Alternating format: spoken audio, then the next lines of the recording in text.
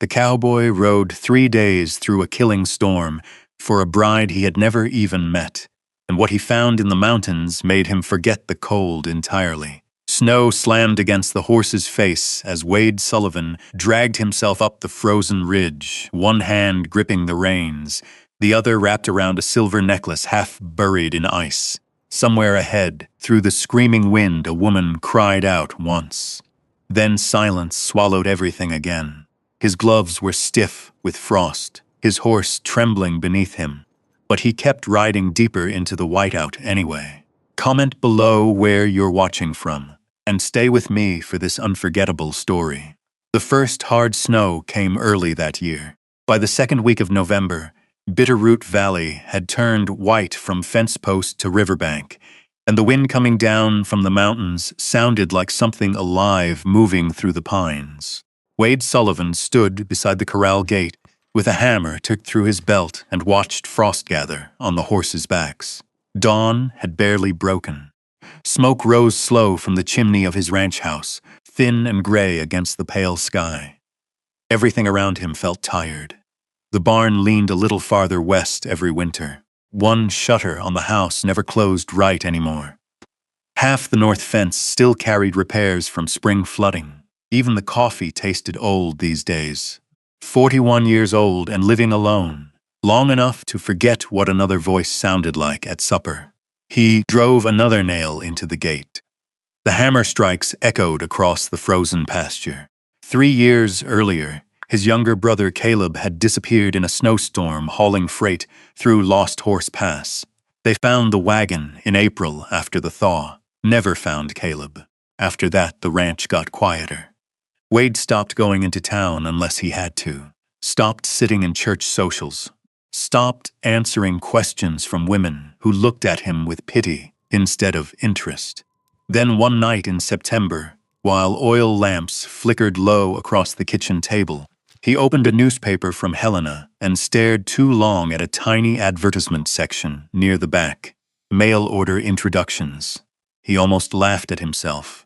But 2 weeks later, he mailed the letter anyway. Not because he wanted romance. Not because he dreamed about love. He simply couldn't stand hearing only the wind anymore. Most replies never went past the first letter.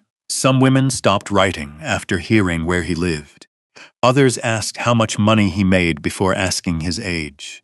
One woman wanted servants and silk dresses. Another wrote 3 pages about loneliness without asking a single thing about him. Then Naomi Carter answered. Her handwriting leaned slightly left, neat and steady. She wrote, "Mr. Sullivan, I can cook for railroad men, stubborn drunks, and hungry children. I suspect cowboys cannot be much worse than that." Wade had laughed out loud in the empty kitchen. Sound startled him. After that, the letters came regular. Not sweet, not foolish, real. She asked about snowfall depth, about wolves near the ranch, about whether Montana winters cracked window glass if the fire died overnight. He told her about hauling water before sunrise, about horses steaming in the cold, about hearing coyotes from the ridge behind the barn. She told him Kansas City never truly felt like home. "Some places look at you," she wrote once, "like they already decide you don't belong before you even speak." Wade folded that letter slower than the others. A few days later, he rode 20 miles to Cold Creek and bought 2 new wool blankets from the general store. "Got company coming?" old Mrs. Hargrove asked behind the counter. Wade only shrugged. At night, he began fixing things around the house. He replaced cracked boards near the porch, hung a second lantern in the kitchen, built shelves beside the stove. One evening, he even tried cooking gumbo from a stained cookbook Naomi mentioned in one of her letters. The result tasted terrible. Still, he ate every bite. December arrived mean and bitter. Snow packed hard against the ranch house walls. Ice gathered thick along the troughs. The road into Cold Creek nearly vanished twice beneath drifting snow. Then Naomi's final letter came. "I'll arrive on the eastbound train December 19th. If weather allows, I should reach Cold Creek before sundown." For the first time in years, Wade shaved carefully.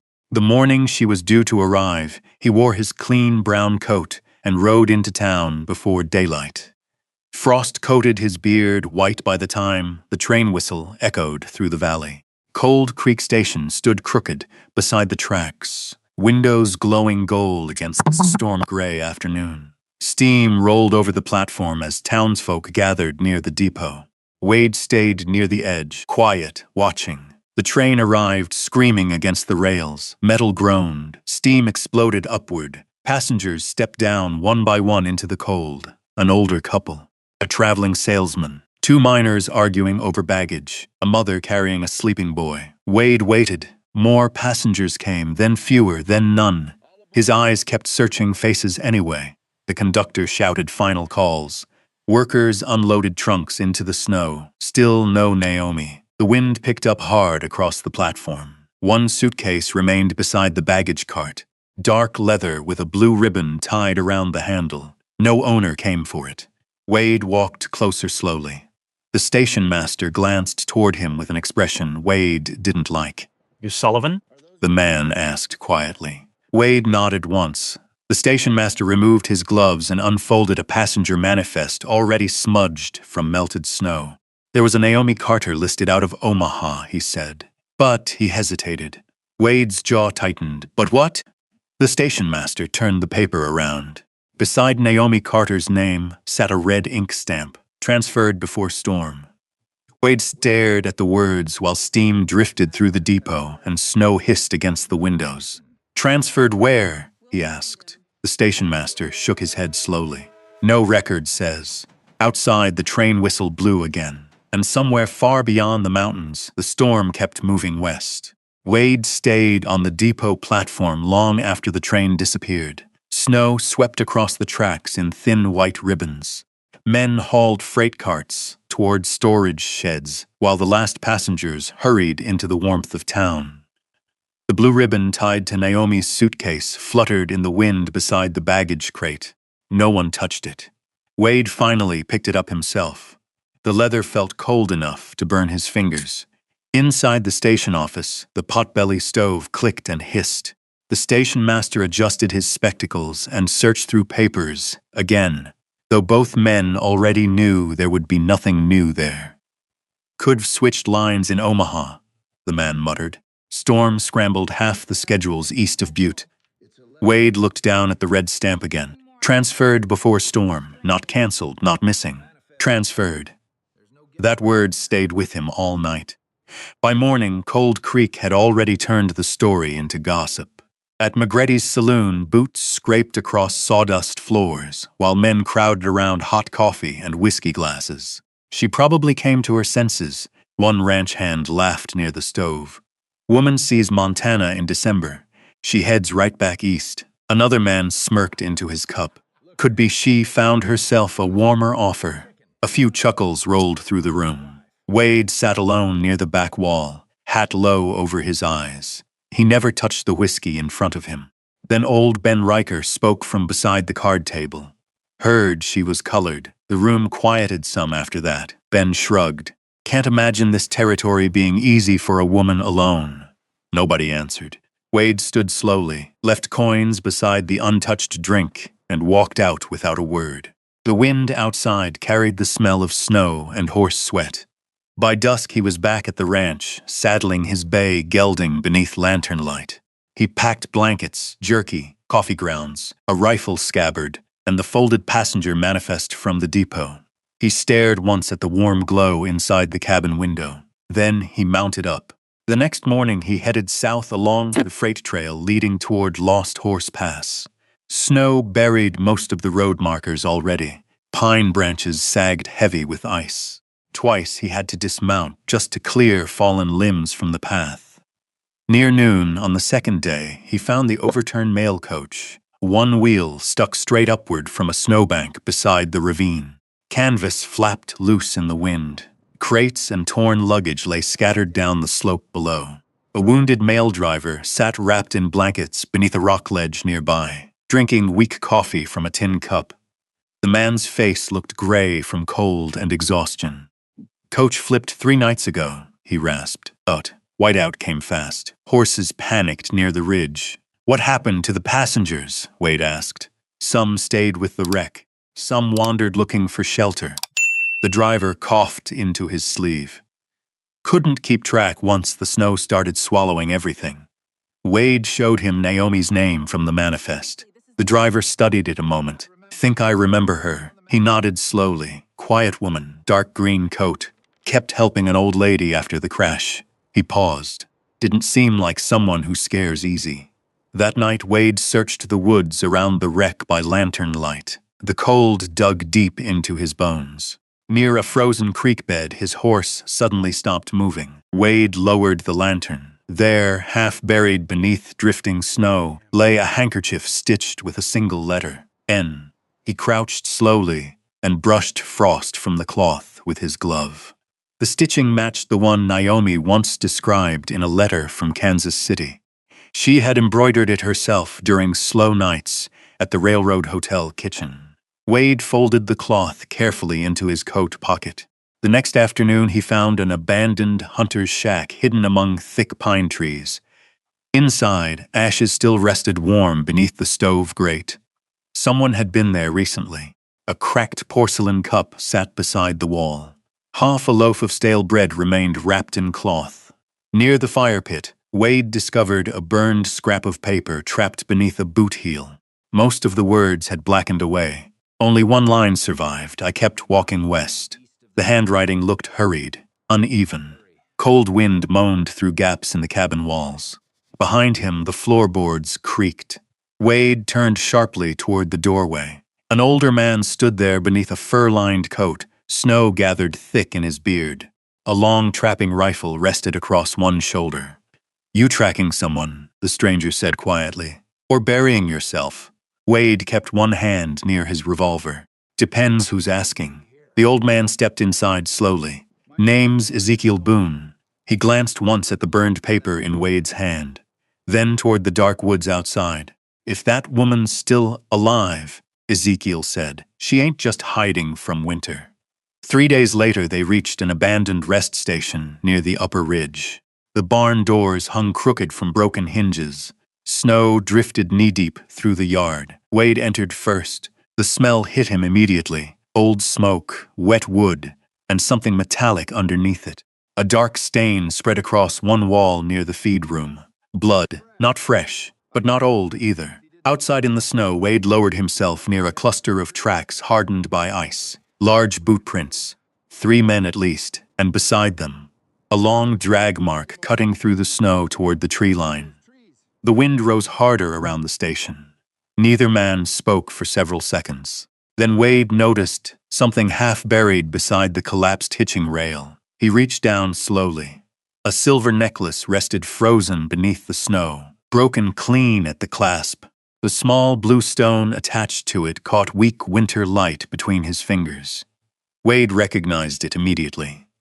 Naomi once wrote that her mother gave it to her before she died, and now it lay here, alone, in the middle of the mountains. Wade closed his hand around the broken necklace while snow hissed across the empty yard. For a long moment, neither he nor Ezekiel moved. Then the old tracker crouched beside the frozen footprints again. He touched 2 fingers against the edge of the drag marks and looked toward the northern ridge. "They took horses from here," he said quietly. "But whoever made these smaller tracks kept fighting." Wade slipped the necklace into his coat pocket. "Which way?" Ezekiel stood slowly. "Toward the timberline." The storm worsened by afternoon. Wind tore through the pines hard enough to shake snow loose in heavy bursts. Wade kept his collar pulled high, while his gelding pushed through drifts nearly reaching its knees. Near sunset, they found smoke, thin, weak, barely visible against the gray sky. Ezekiel narrowed his eyes toward a narrow ravine hidden between rock walls. There, they left the horses tied beneath the trees and climbed the slope on foot. At the top stood an old silver miner's tent shack half buried in snow. One side had collapsed inward years earlier. Torn canvas snapped in the wind like gunfire. Wade stepped carefully toward the entrance. His inside, firelight flickered low beneath a rusted stove. And in the far corner, wrapped in blankets, with a small knife clenched against her chest, sat Naomi Carter. For 1 second, she looked ready to strike. Her breathing stopped when she recognized him. Wade removed his gloves slowly. "It's all right," he said. Naomi stared at him as though she no longer trusted her own eyes. Her face looked thinner than in the photograph she had mailed months earlier. Fever had drained the color from her skin. Loose curls clung damp against her forehead. One boot sat beside the stove. The other foot remained wrapped in torn cloth strips darkened by melted snow. "You came," she whispered. Wade nodded once. Naomi gave a small shake of her head, almost to herself. "Said to myself all week you wouldn't." The wind groaned outside the shack. Ezekiel quietly stepped back outside to give them room. Wade crouched beside the stove and poured water from his canteen into a dented coffee pot, already blackened from smoke. "You been alone up here? For 2 days." Her voice sounded rough from cold. "There was another cabin lower down," she said after a moment. 3 men came through after the coach wreck." She swallowed carefully. "They started taking luggage first. Watches, money, coats." She looked toward the knife in her hand. "One of them kept staring at me." Wade stayed silent. He said, "Folks north of the mining camps paid good money for cooks and laundry women." Naomi's fingers tightened around the knife handle. "Said no one would come looking for somebody like me out here." The stove popped softly between them. Naomi looked down at the floorboards before speaking again. "I waited till night. Then I ran." Wade handed her the tin cup of hot coffee. She tried to take it steadily, but her hands shook too badly. Without saying anything, he wrapped both his hands around the cup until the trembling eased. Naomi noticed the movement. So did he. Neither mentioned it. Hours passed beneath the sound of snow hammering the canvas roof. Wade fed wood carefully into the stove, while Naomi drifted in and out of sleep beside the fire. Once, during the night, she startled awake gripping the knife again, before realizing where she was. "It's just the wind," Wade said quietly. After that, she finally loosened her grip. Near dawn, Wade unwrapped the frozen cloth around her foot. Naomi looked away immediately. 2 toes had turned dark from frostbite. The skin around them looked swollen and stiff. Wade said nothing for several seconds. He simply poured warm water into a basin and began cleaning the frostbitten skin as gently as he could. Naomi watched the fire instead of him. "I can still work," she said quietly after a while. "I know ranch books, cooking, sewing harness tears. I'm not useless. I know, but I may not walk right after this."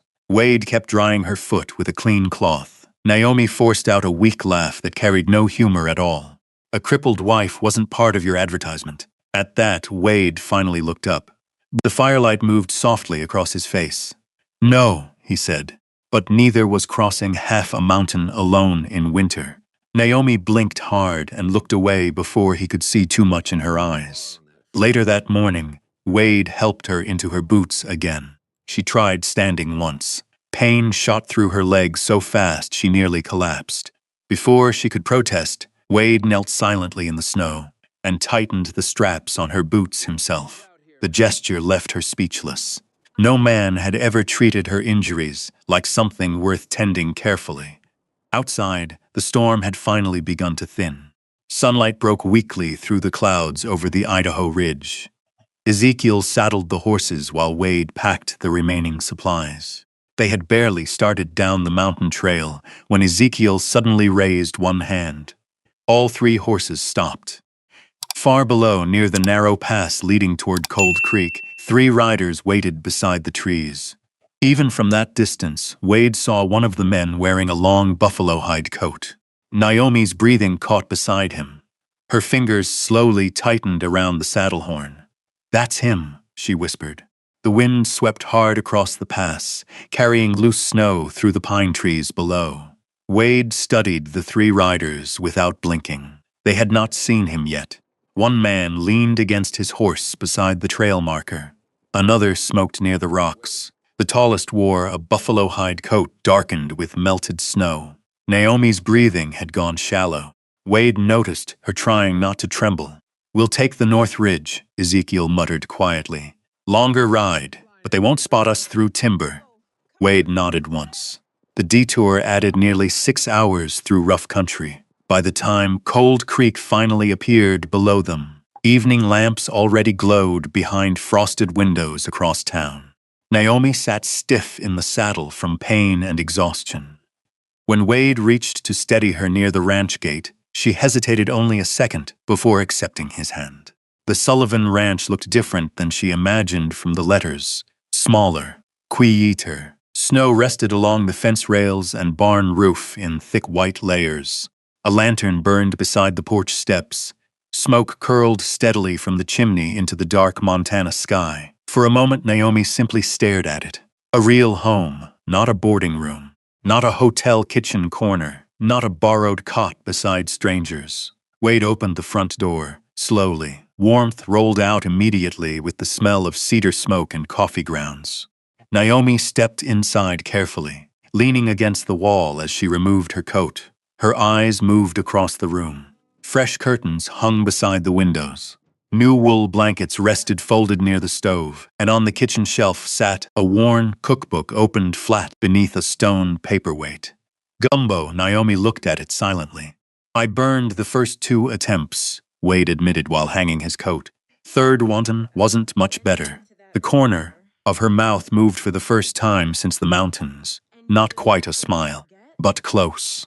The next morning, Cold Creek learned she had arrived. By noon, people were already slowing their horses outside the ranch road to stare. Some only looked curious, others less so. At Pearson's feed store, Wade overheard 2 cattle buyers cancel next month's contract without much explanation. Bad season for business, one man muttered while avoiding eye contact. By the weekend, 2 ranch hands quit. Neither caused trouble. Neither insulted Naomi directly. They simply packed their bedrolls and left before sunrise. Naomi noticed the empty bunkhouse at once. She said nothing. Instead, she tied on an apron and began repairing things nobody else had touched in months. She reorganized the supply shelves beside the kitchen, started keeping feed tallies in a clean ledger book, boiled water each morning before Wade came in from the barn. One afternoon, Wade returned from checking fence lines and found her sitting carefully on a stool near the porch, mending a torn horse blanket beneath weak winter sunlight. A small boy sat nearby listening while she read softly from an old newspaper. The child, Caleb Turner, belonged to a widow living 2 ranches over. He rarely spoke at all, but there he sat quietly beside Naomi, watching every page she turned. When Naomi noticed Wade standing in the yard, she stopped reading immediately. "Sorry," she said. "He wandered over while I was working." Caleb shook his head hard and pointed toward the paper, wanting her to continue. Wade leaned one shoulder against the porch post. "Looks like he made himself at home." Naomi lowered her eyes for a second, unsure whether he minded. Then Wade walked past them both and placed another split log into the wood box beside the door. "Too cold to sit out here long," he said. "You'll freeze that foot again." It was the closest thing to worry she had heard in his voice. That evening, snow tapped softly against the windows while Naomi prepared stew at the stove. Wade sat nearby repairing harness leather beneath lantern light. The silence between them no longer felt sharp, just careful, human. Then voices drifted through the partially open kitchen window from outside near the horse trough. Traveling cowboys watering their horses before town. "She ain't worth ruining yourself over," one man said. Another laughed low. "Sullivan's throwing away his ranch over a woman folks barely know." Naomi froze beside the stove. The men rode off, still talking. Inside the kitchen, only the stew continued, simmering softly. Wade looked up from the harness straps. Naomi kept stirring without turning around. "You don't owe me this place," she said quietly after a while. Wade set the leather aside.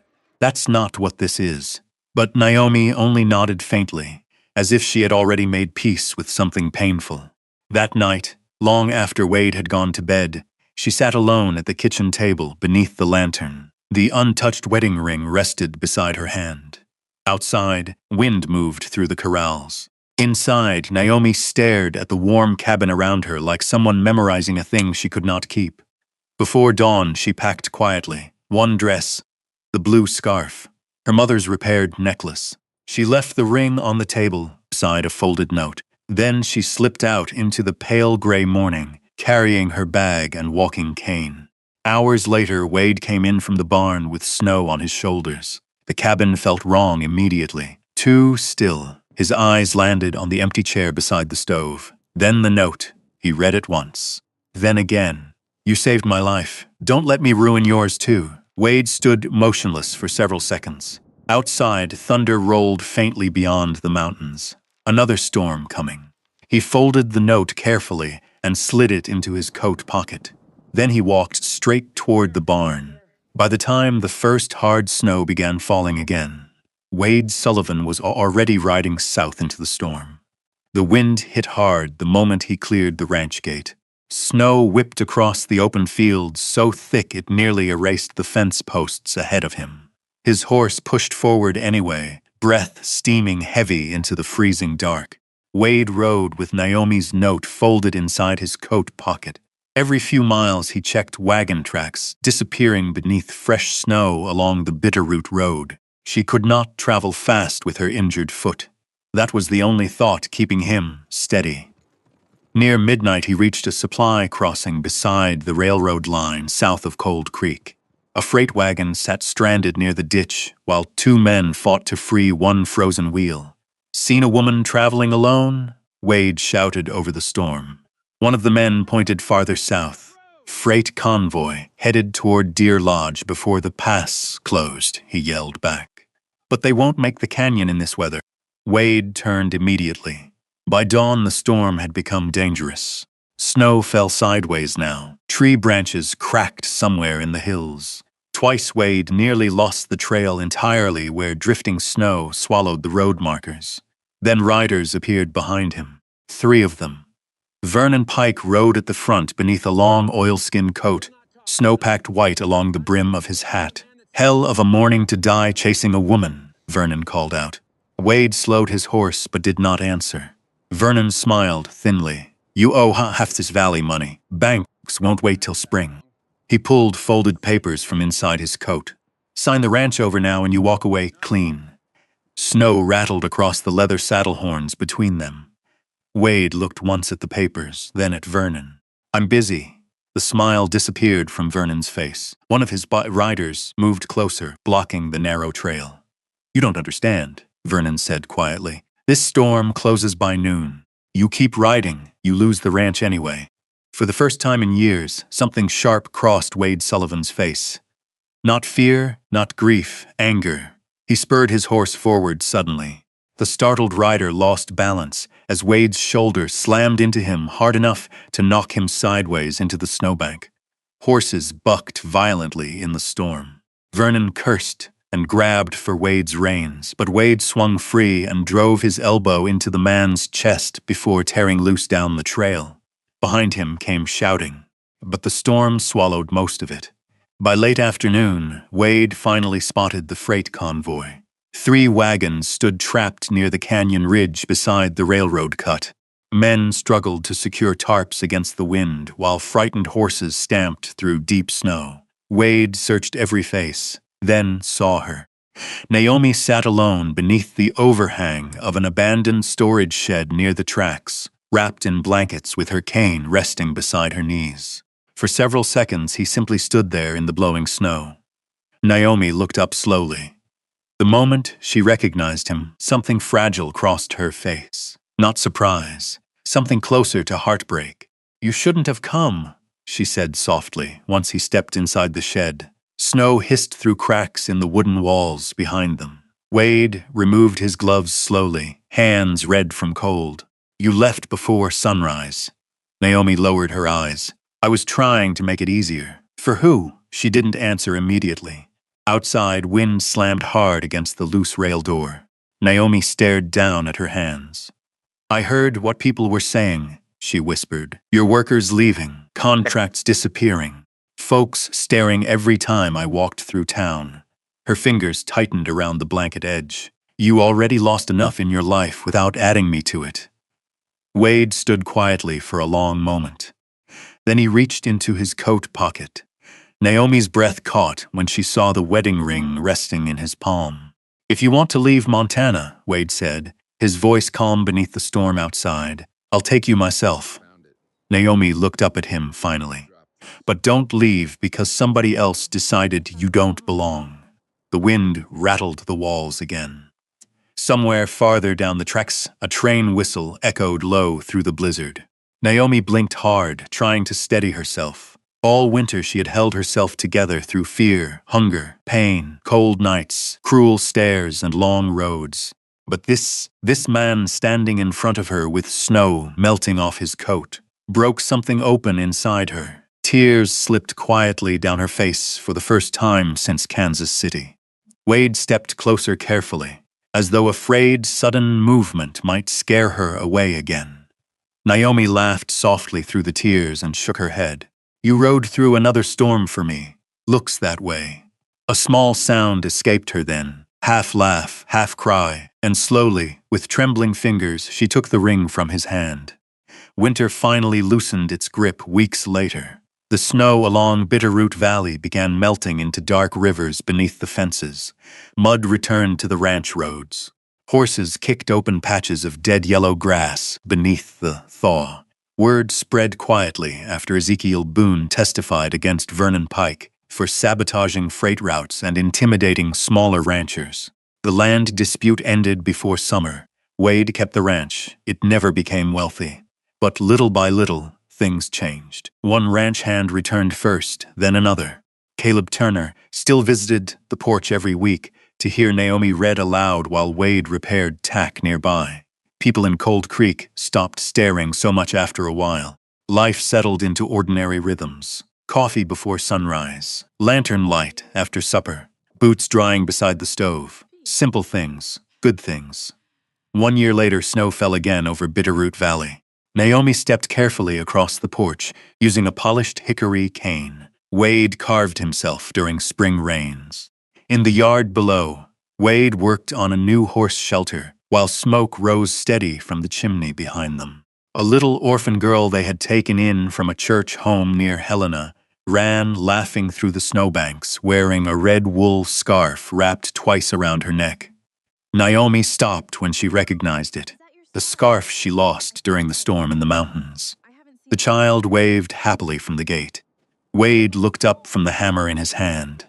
Snow drifted softly around all three of them. You still made it here on time, he said. Naomi smiled at him fully, then warm.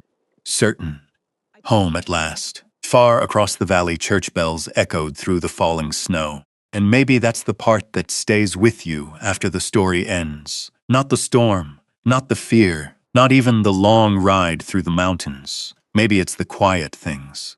A lantern left burning in a window. A man who kept searching when it would have been easier to turn back. A woman who spent her whole life feeling temporary, finally hearing someone say, without grand speeches or promises, that she belonged somewhere. If you were standing where Naomi once stood, tired, ashamed, certain you were becoming a burden to everyone around you, would you have believed someone could still choose you anyway? And if you were Wade, would you have ridden into that storm a second time? Life has a way of freezing parts of us, sometimes through grief, sometimes through loneliness, sometimes through years of believing we have to survive everything alone. But every now and then, another person walks into that cold place and stays long enough for the thaw to begin. That's what this story was really about. Not rescuing someone, not saving the day. Just two wounded people building warmth where there used to be silence. If this story stayed with you tonight, tell me where you're listening from down in the comments. And if you'd like, stay a little longer here with us. There are still more stories waiting beyond the next snowfall. Stories about love, loss, second chances, and the kind of people who keep a light burning when the world turns cold.